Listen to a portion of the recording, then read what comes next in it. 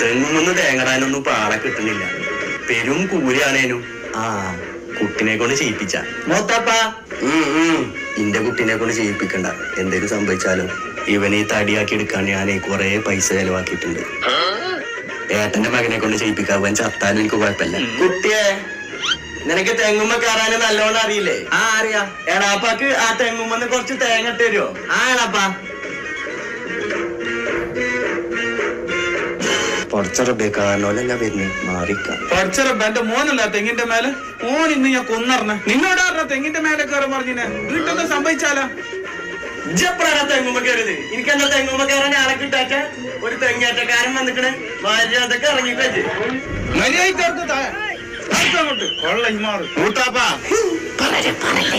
വാപ്പേര് പറഞ്ഞത് ഓനോട് തെങ്ങുമ്മ കയറാന്.